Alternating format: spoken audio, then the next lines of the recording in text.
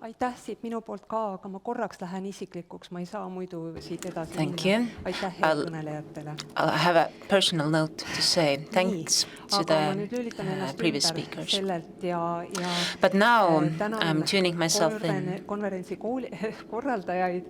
I'd like to thank also the organizers of this conference and the people who came here and the people who are watching us behind screens. So thank you for paying attention to this topic. I'm taking over from here, and I'd like to share, as it was also said in the introduction, I'd like to share how trauma impacts people. I'll also take it a bit broader and will delve into this center of what is going on with the person after experiencing trauma. Ilmselge on see, et lähisuhte vägivald on traumaatiline sündmus. Domestic violence is a traumatic kui me otsiksime märksõnu experience. Selle kohta, et miks see sündmus tekitab inimestest Why traumaatilise reaktsiooni. does it cause traumatic reaction in kui peaks people? ühe valima, If you need to choose one answer, mida mina tänaseks siin ette valmistades enda jaoks välja valisin, on ebaloomulik. it's Ja mingis mõttes täna juba kuulates eelkõnelejaid ei ole mul tahtmist hakata väga pikalt lahti seletama seda, et mida see tähendab. I think I don't need to start to explain it very much in detail. I think it's quite clear. I'll only bring out another tuleb veel mõne koha peal meie fookusesse tagasi ja see on emotsionaalsed baasvajadused. And it's emotional basic needs. What does this unnaturalness of violence mean? You could say, just very simply, that domestic violence denies and violates people's emotional basic needs. Veel omakorda nagu lahti võttes And kahel if you erineval moel. take it into two, if you divide it into two, then you can say that there's this direct ignoring of needs.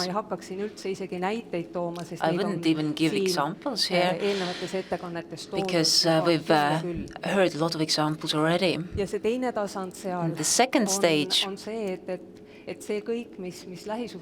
that everything that is going on in domestic abuse is in sharp contrast with people's people's prerequisites of their environment. It's that nobody wants any violence taking place towards them from any family members. People have good traits which are innate. For example, people want to believe the best. With our close relationships, we want them to be positive, something that we want these people to help us develop and so on. Domestic violence is obviously denying these expectations. And it's clear that people don't expect these outcomes. How do people react to trauma? Jällegi, kui panna nagu üks lause lauale, siis inimesed reageerivad erinevalt. People respond in different ways. As Airi was telling us about diversity and about the lack of simple solutions, you could say there are no simple reactions, there are no simple pictures. Officials, helpers, people surrounding the victims often think that how to notice what are the signs, clear signs of trauma. I've also been asked if she responds in this way, then has this event even taken place? Võtame siit kohe igasugused kahtlused maha ja ütleme väga selgelt välja, et inimese reaktsiooni clearly that looking just at the response of a person, it's impossible to say whether the event has taken place or not. It's not possible. Now moving on from here, I would like to summon you to study or look at these different nuances about the trauma reaction and why is it said to be so diverse when it comes to different people. People with trauma have been studied a lot. Also people who have experienced domestic violence have been studied, and their defense mechanisms have been looked at.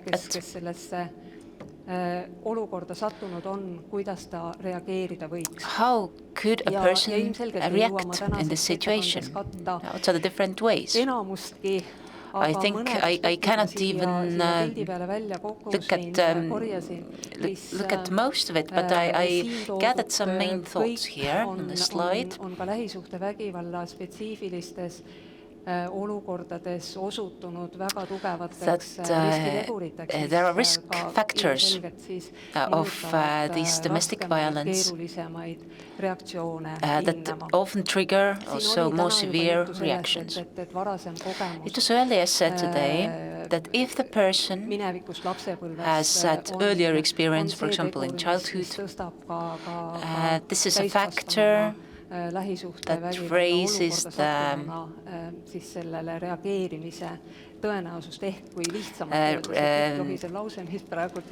this makes it more probable that the person has more severe reaction. So earlier experience of violence makes a person more vulnerable to violence and to other traumatic events. Another aspect that has also been touched upon today is health issues, chronic diseases. These also make people more vulnerable, because this means the person is somehow in a weaker position. And because of the illness, because of the disease, it's easier to exert control or power over her. There are also the rigid gender roles and practices which make people more vulnerable.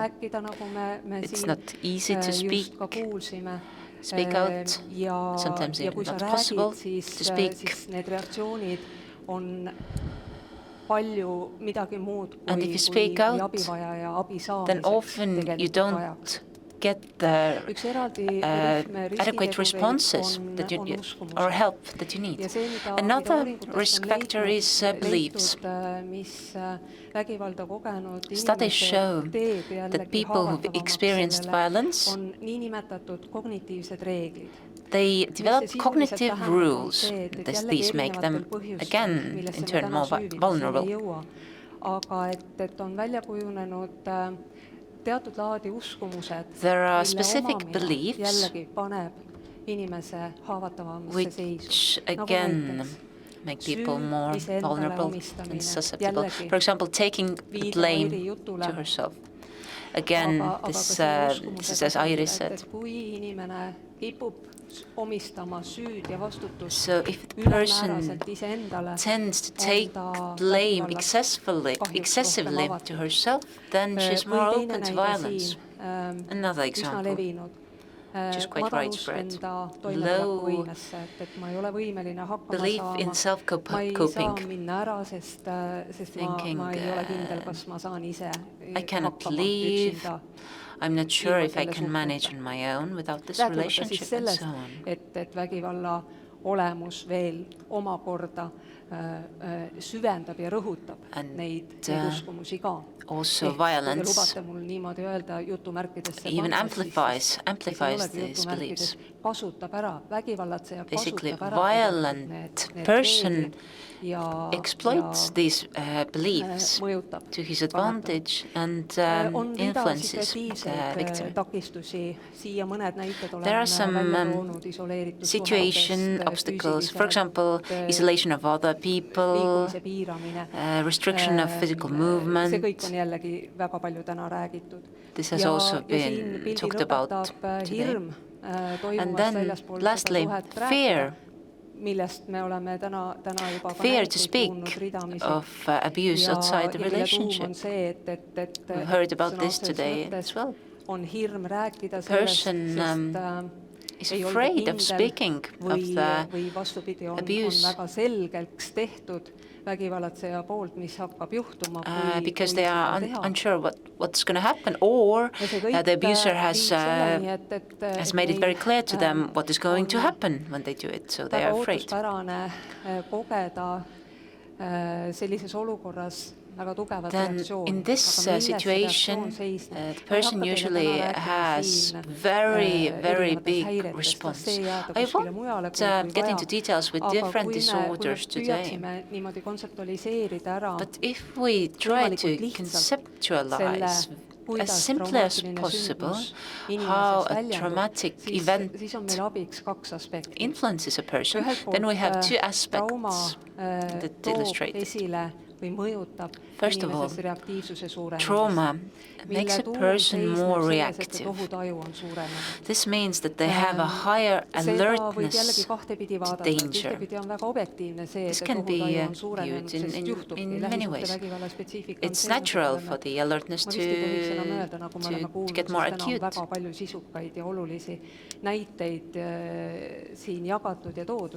Here, today we've heard very good examples. And it's natural that a lot of things happen one after another.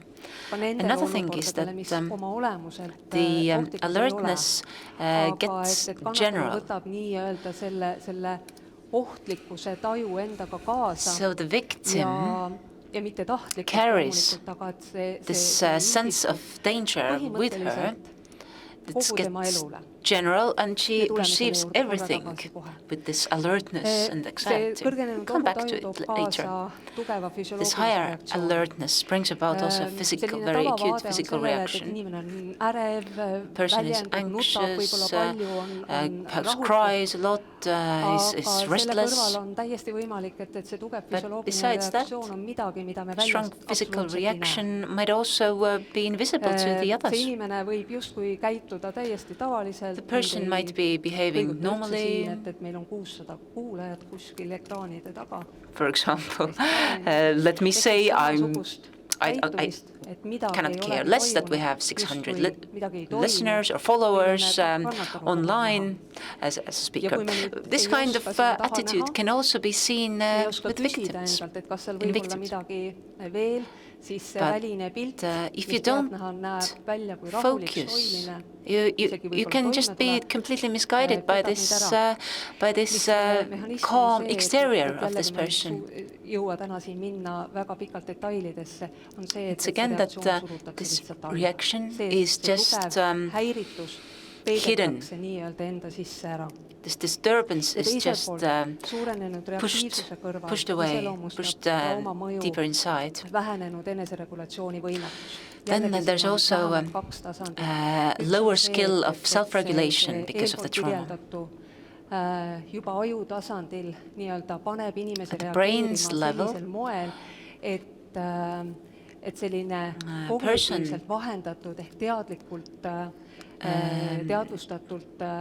starts to behave so that this cognitive behavior is is hindered. That all the coping mechanisms that the person has been having, she's not able to apply these because she's not anymore capable of analyzing, remembering, deciding, and so on.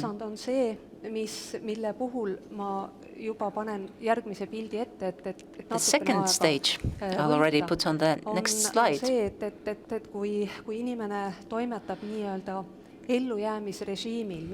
the person is operating on survival mode,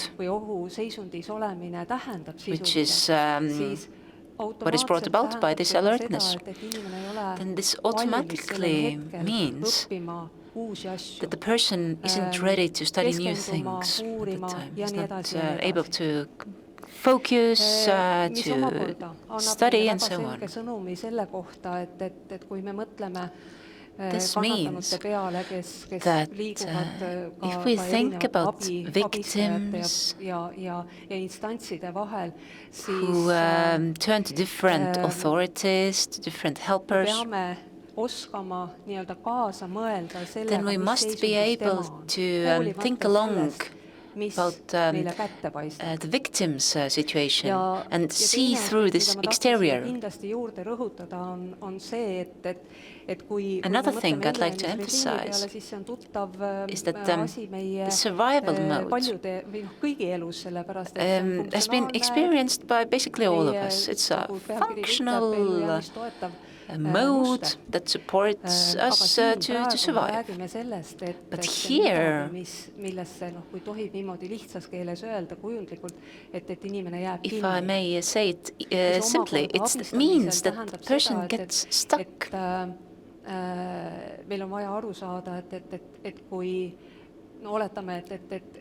if we want to help the person, let's say we've been helping the victim to get out of the relationship she has left.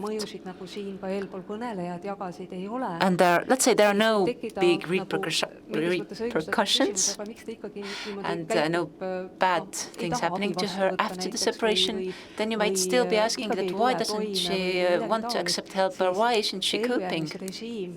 It's that actually the survival mode doesn't leave her. The longer the trauma has been, the longer the survival mode will also operate. And you cannot come out from this mode just that easily. And we must take it into account if we help them on a long-term basis. I inserted some other aspects of domestic violence here on this slide. First of all, learned helplessness. This is a behavioral pattern which comes from this alertness and is this kind of evasive behavior. So the victim trains herself to make the decisions that cause least harm, because this is what she is capable of at the moment. But this, in turn, brings about a dissonance with herself. The victim knows that she's not making the best decisions. Perhaps she gets comments or criticism that these aren't the best choices, but she feels inside that these are the best choices she can make. And this will bring about dissonance in her self-image. She starts to feel guilty about making bad choices and so on. So her self-image and self-confidence gets a blow there. And here I also wanted to emphasize grief. Or point this out. This also illustrates the complexity of this topic. It's complex for the victims and also for their other family members and friends. Traumad kogenud, aga lähisuhtevägivalda kogenud A lot of people who've experienced trauma or domestic violence also experience grief, among other feelings. They've lost their role or status because of different reasons. Olukorras selle leina väljendamine on keeruline.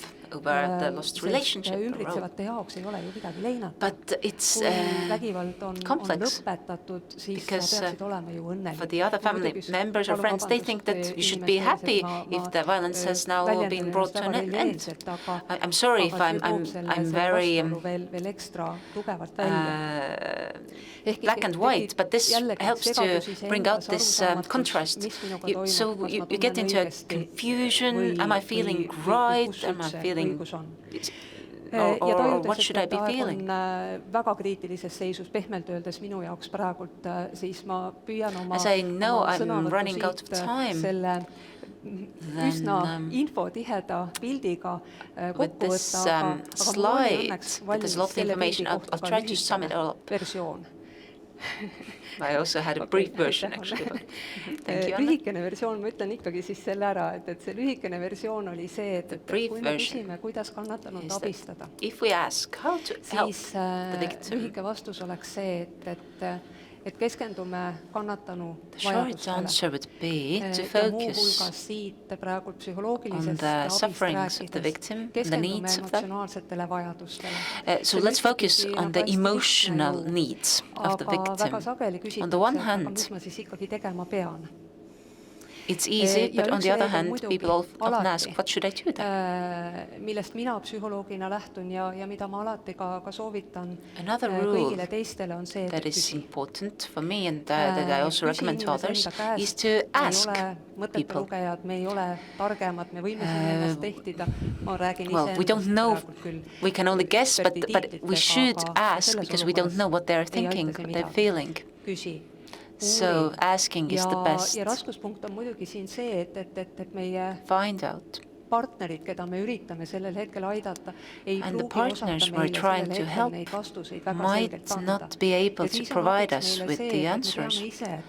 And then it would be helpful for us if we know us which needs could be in danger. This situation. So I wrote them down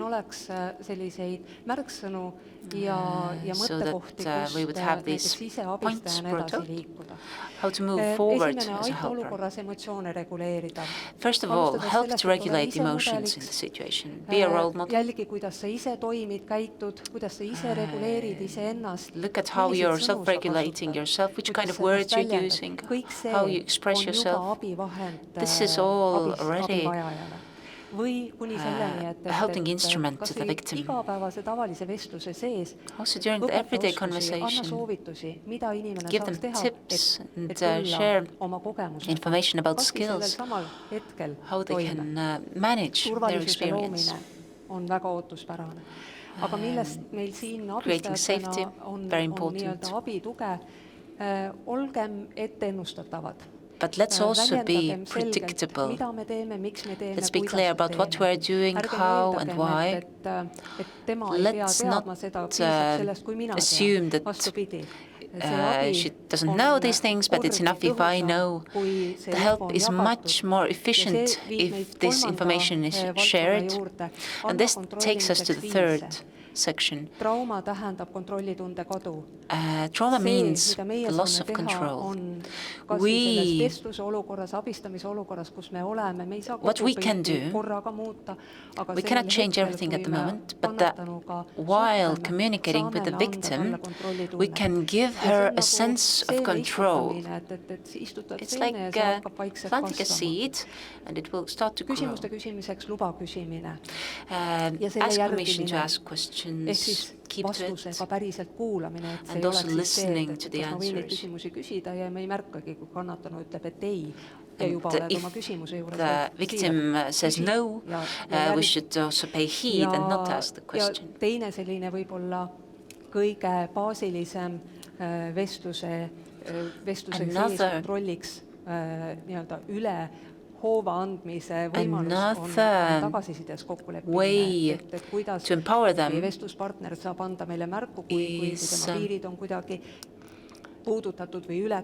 is paying attention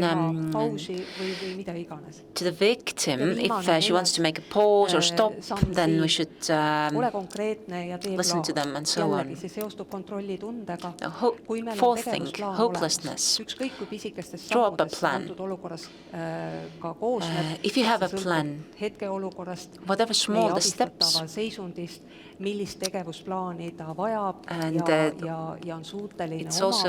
it also depends on her situation, but regardless of all that, the action plan is helpful and we should help to draw up an action plan.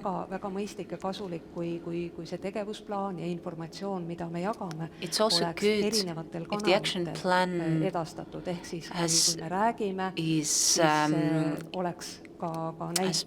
forwarded through different mediums, for example, orally, but also in a written form, so it can be delved into and used better. Now, in this right-hand paragraph, I wrote down some ideas and recommendations about what to use to make yourself as efficient as possible in helping the victim. I won't be commenting on them in detail. I'll only finish with the last idea from this slide, and it's keep in touch. I'll add also proactiveness. Let's be proactive about staying in touch and about keeping this contact. Now, the last slide sums it all up, and thank you for listening. Suur tänu, Kaia. Thank you, Kaia. A little present from our partners and organizers. There have been many questions. Let's take the first questions that also received the largest number of likes. So we had several examples of the behavior of specialists, which shows that they don't understand the effect that trauma has on the victim. So how well do Estonian specialists know the effects that trauma has? Why should we educate them more, or why don't they follow this idea? There were so many questions here. So first, I agree with the person asking the question.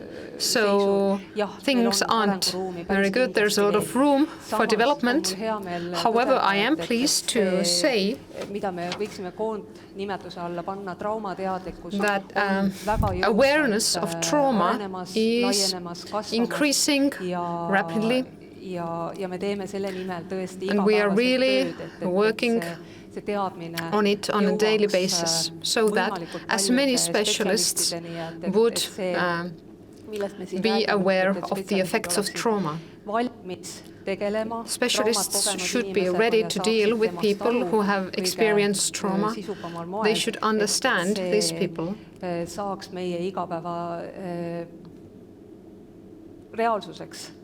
This should be the new norm. So we're working on it. It was a very useful presentation. Thank you. As a specialist working with victims, I have this question that's constantly haunting me every day. How to give legal advice to a brain that's on survival mode? Because in order to get help, this person should apply this legal help.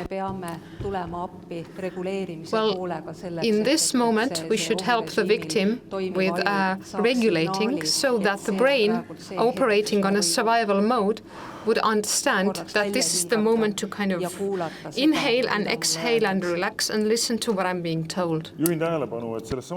I'd like to turn your attention to the fact that there is also a tip how to help somebody who is a victim. So then you can turn to the victim support office, and on their website you can also ask questions there. So take advantage of this opportunity. Thank you, Kaia.